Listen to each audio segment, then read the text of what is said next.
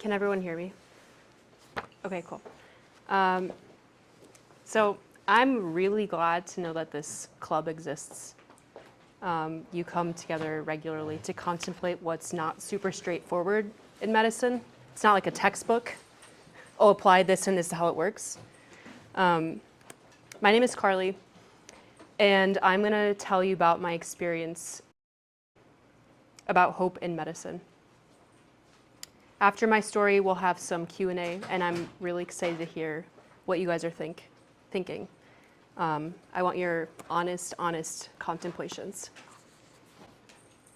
So when I was preparing to give this talk, I consulted Scott, who's been a quadriplegic for the last 40 years and is participating currently in a 6-year-long brain-computer interface study at UChicago. When I asked him about hope, he said, "I'm hungry and I want steak. I love steak. I've got to take a risk and go to the grocery store, drive my car there." Everything in life has a risk and reward, and I really think we need to focus on the positive things. Yes, there are concerns of things going wrong, but let's focus on how it can improve people's lives. How can it benefit the person who's going through it? I also chatted about the concept of hope in medicine while taking a 4-mile beach walk with my friend Kevin, who's dealt with Parkinson's disease for the last 13 years. "You've got 2 options," he said in a shaky voice. "You either get a couch or a coach. And I recommend getting a coach." Fearful of providing hope amongst uncertainty, my medical team unknowingly committed me to the couch option. And I'm really glad I eventually found some coaches who inspired and challenged me in rebuilding my health. So, some context first. How many of you are from the undergrad class of 2019? Raise your hand, anyone? Well, you did graduate from college, I'm assuming. So if you would, please picture yourself in the last week of college. How do I do this? You're planning a last dinner with your roommates. You're doing your last recital with your dance team. You're picking up the stupidly overpriced graduation gown from the bookstore. I was like that. I was really stoked to be contributing to a fast-paced world of software startups after graduating. Cramming for my last final, accounting, I took a lunch break for some wraps at Trader Joe's. And while walking across the sidewalk back to the library, my friend and I were hit by a car that ran a red light. It was just a Wednesday, 1:35 p.m. Yasmina, my friend, spent a few minutes underneath the tire of the car and suffered a pelvis fracture and some pretty bad road rash, all on her hip. She went to work within the month.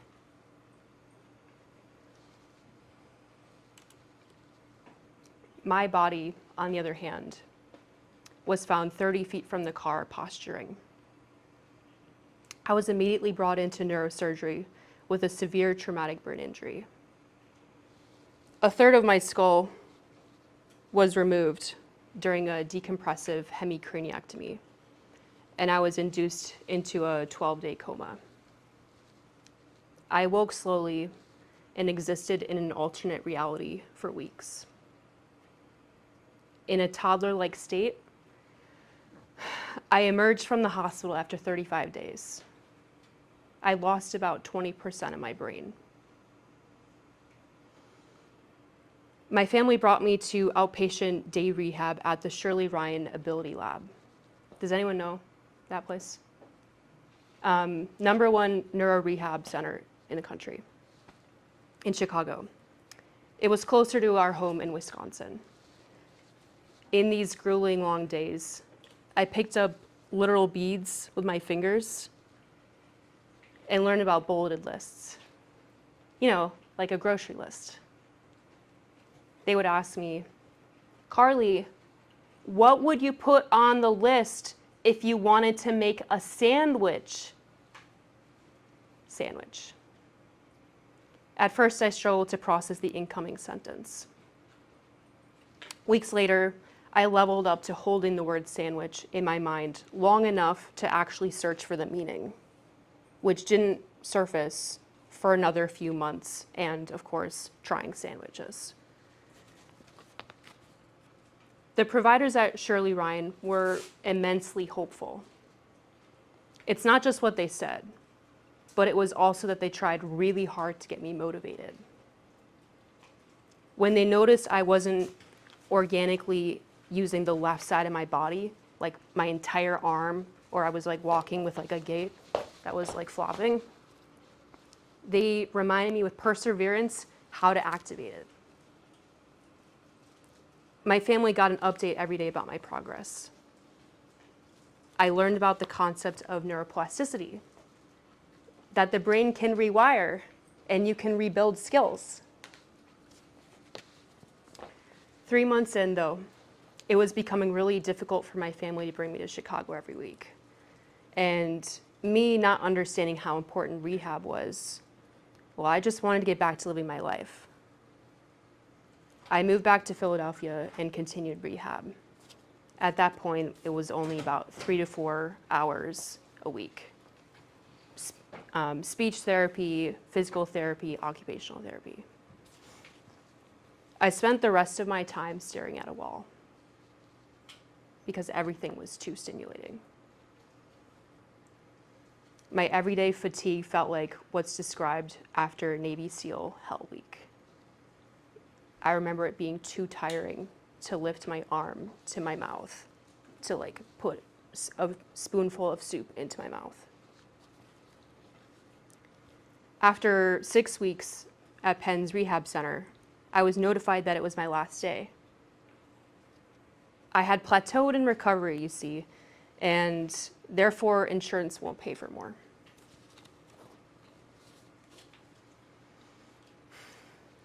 I was shocked. Only then did I realize that I was at the functional level of an elementary student and very weak physically. I had no working memory, attention, processing, fatigue, vertigo, persistent headache, insomnia, extreme sensitivity to light and sound, and mostly a general naivete about the world, like children. I was still so disabled. How could I be considered done? I asked, but when are things gonna get better? When can I start my job? What about my dreams? I'm a Wharton student. I want to do things. I'm ambitious. The therapist just said, so sorry. You know, everyone recovers differently from TBI. It felt like a life sentence to disability, dysfunction, and pain.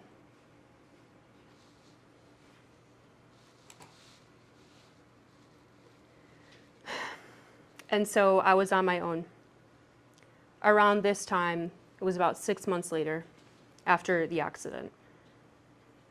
Most of my friends from college had fully moved on to their exciting new lives, new cities. My year-long relationship ended. It felt like the world was suddenly treating me as they did beggars on the street. And my ego interpreted all of the abandonment to mean that whoever I was now was worthless. And there was nothing more I could do to recover, apparently. I met with various neurologists. I was recommended at first to have another neuropsych evaluation.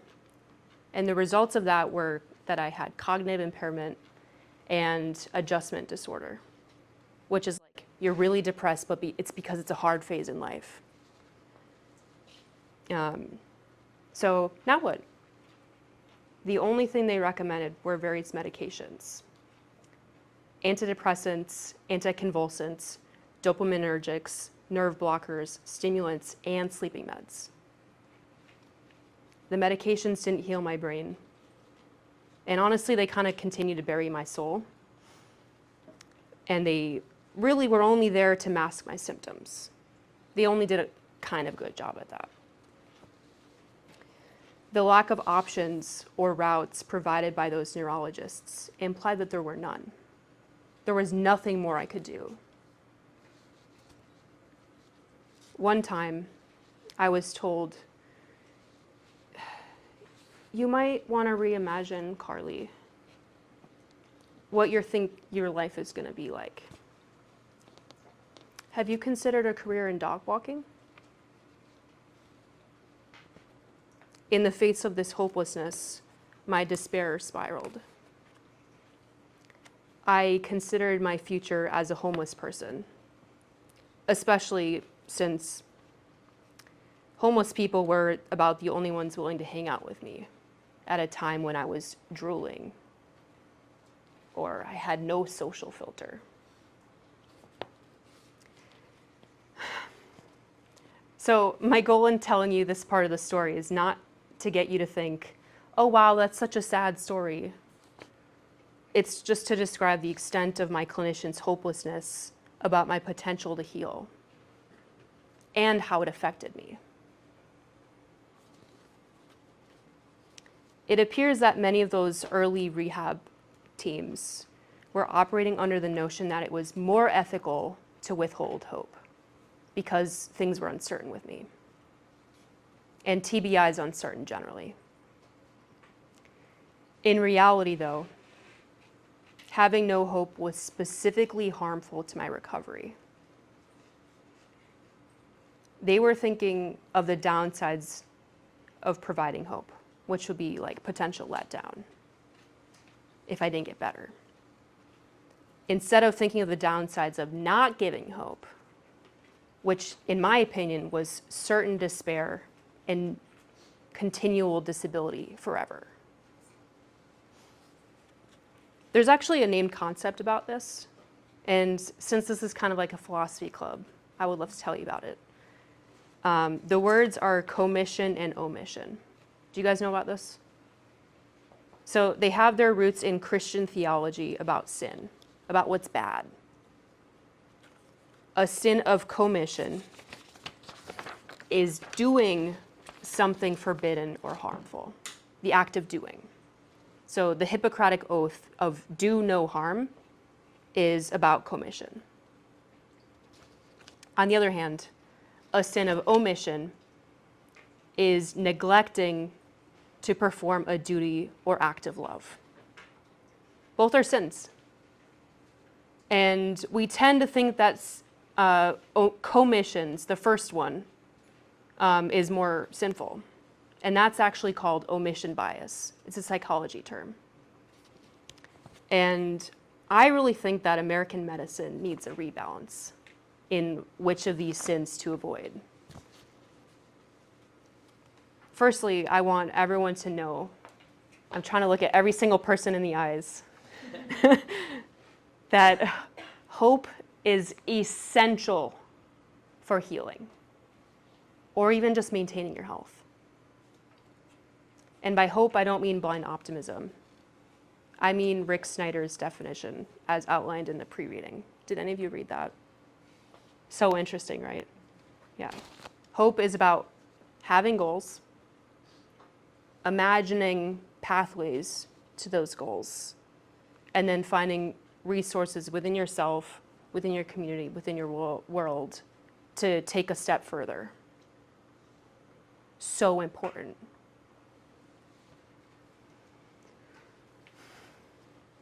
I'm really, really lucky that my parents questioned the prognosis of the experts.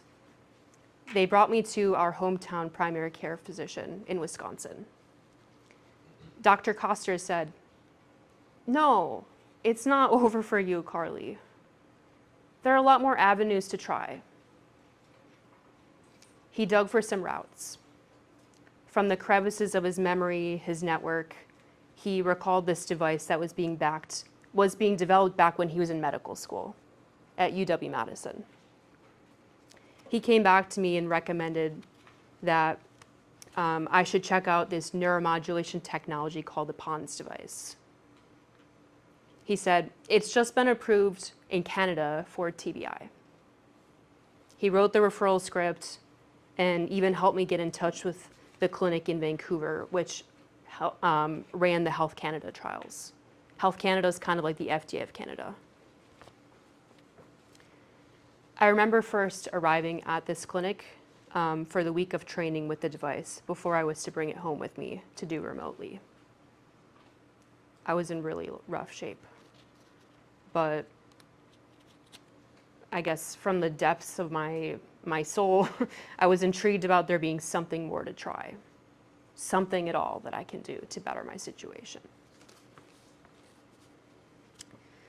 At first, they did a battery of exams to assess my functioning and spent even more time whiteboarding with me. What are the issues, Carlie? Then what are the goals? What are you working towards here? Why are you here? Where do you want to go? They taught me about the concept of self-efficacy. Self-efficacy is a person's belief in their capacity to act in the ways necessary to reach specific goals. Kind of like self-advocacy. They're related. They also taught me about stress management because they knew that healing requires the nervous system to be relaxed. As it turned out, and this was so life-changing, I didn't need a Xanax to manage my panic attacks. I could regulate myself with my breath.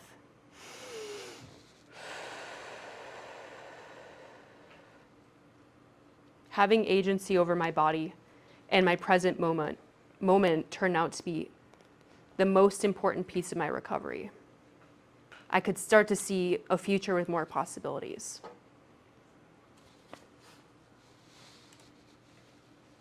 That's the device. In the lobby of the clinic one day, I met Heather. Heather told me about the car accident she was in when she was my age, 23. And that was 20 years before. She's now almost middle-aged, and she was still trying to heal her brain. Every day is a chance to recover, Heather said with a lisp and a smile as she walked off to her PONS physical therapy appointment with her funky gait. Every day is a chance to recover. It sounded so obvious. I was honestly blown away and kind of embarrassed because I hadn't thought of that. Heather's words were so groundbreaking because it contrasted so strongly with the suggestions from my other providers that there was nothing I could do except swallow some pills and just wait. It was very passive and hopeless. So the newly minted neuromodulation treatment improved my fatigue, my vestibular deficits, my cognitive deficits a ton. With newfound vitality and permission to dream again, I started working part-time for that startup I was supposed to have joined after graduation originally.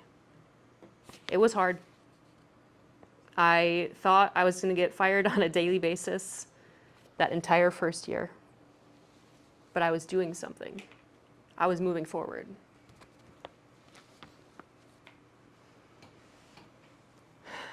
It's not like I completely cut ties with those early clinicians in Philly. One day I touched in with my most recent neurologist and reported, hey, I've started running. And guess what? I'm sleeping so much better. I'm less angsty. It seems to help with my cognition too. Honestly, this is helping me so much more than any of the antidepressants we've been trying. Why didn't you tell me? Exercise, oh my God. All she said was, yeah, I've heard that helps. Another time I visited the speech therapist and told her about an online cognitive training app that the Canadian clinic had me use. And I told her I've been practicing reading too, chapter books. They said, there are no studies that show that those practices improve outcomes of people with TBI, so they would not recommend them. What? Practicing reading doesn't help someone get better at reading? Like me having a TBI, am I suddenly like not a person? What about the laws of common sense?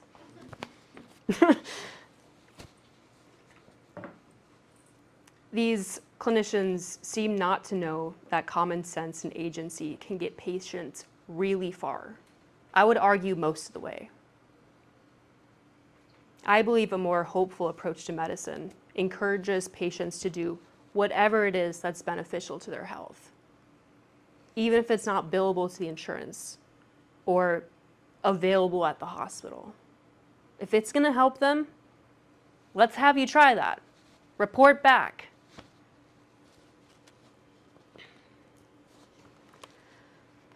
Now, back at the startup, I found my cognition and stamina improved as I increased my hours and responsibilities. I worked up to full-time hours and was even promoted. I managed a bold pivot to switch industries from product management to health by going back to school for a post-bac. I was achieving the impossible.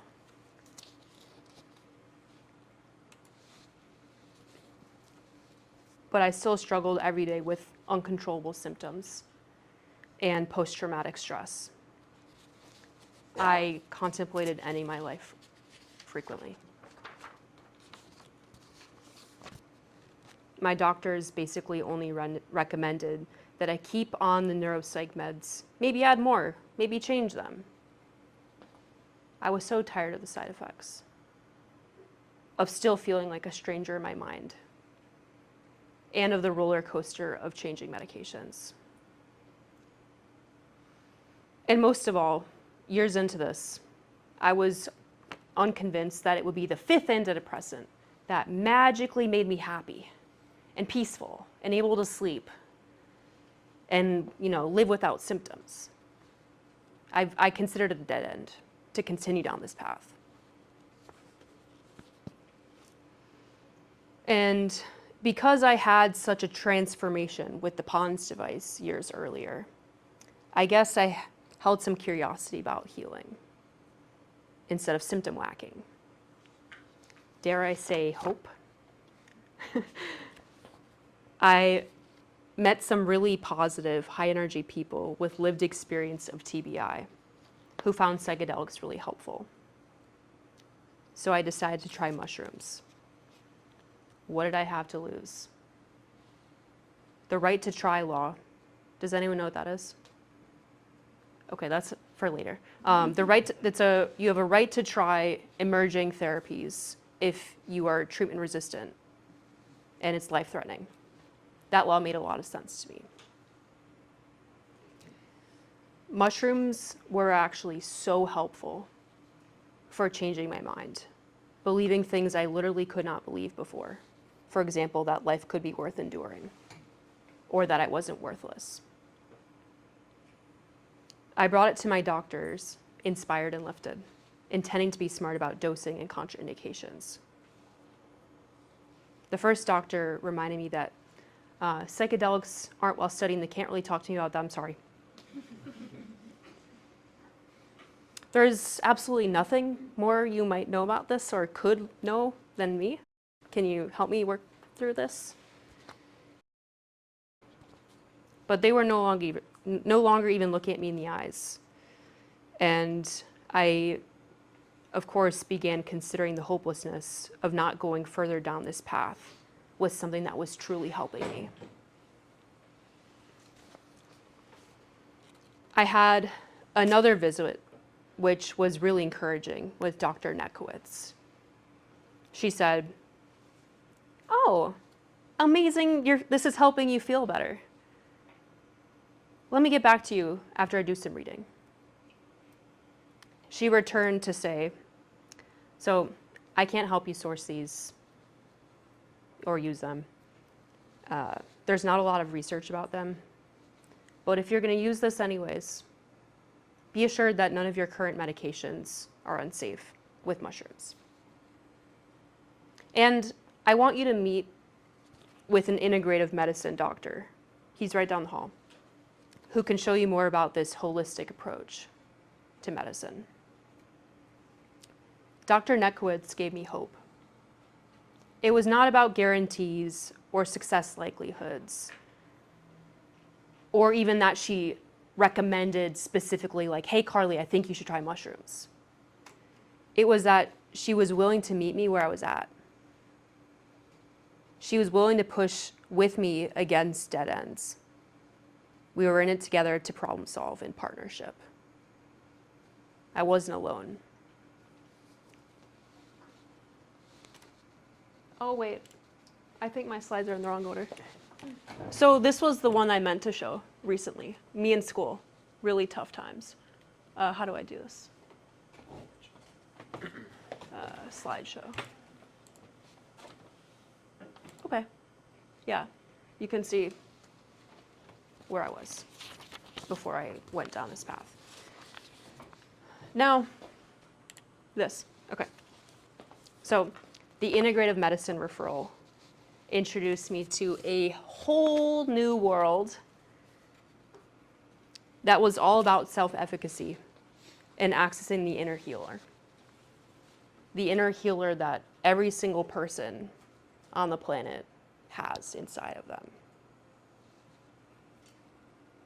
The main theme in these alternative and international medical clinics that I went to was that there was no question mark about whether my brain or my buried soul, my trauma, could heal. Nobody was telling me to accept my situation, lower my expectations, or like stop trying. When I went to Mexico for a psychedelic plant medicine called ibogaine, the doctors operated under the notion that breakthroughs weren't certain, but I was absolutely capable of healing. For sure, yeah. And healed I did. I have no chronic symptoms anymore.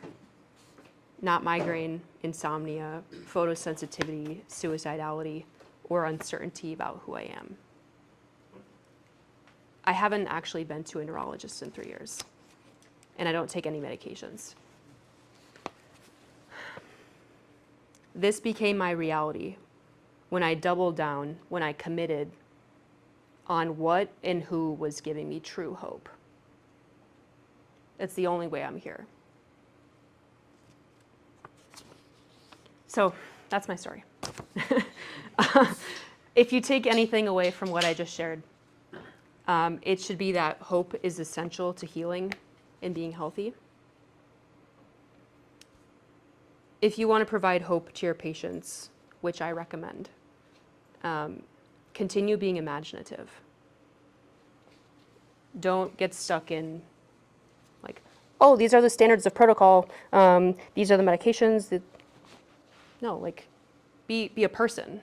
Imagine what you would do if you were in their situation, outside of what's provided by the hospital. Also, just keep tabs on what's cutting edge in your specialty. What are they doing abroad? What are the theories that are being considered but not like mainstream yet? You should know this as the expert. And when you have a patient that's reaching dead ends, becoming treatment resistant, consider introducing them to these things. And most of all, don't be afraid to coach your patients. What are their goals? How can they get there? What are the possible ways? How can they find the right resources? literally walk them through it.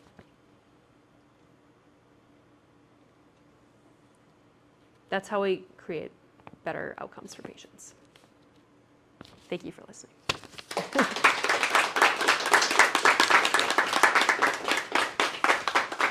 So now we're going to do Q&A. Yeah, we can do Q&A. Okay. You guys can share any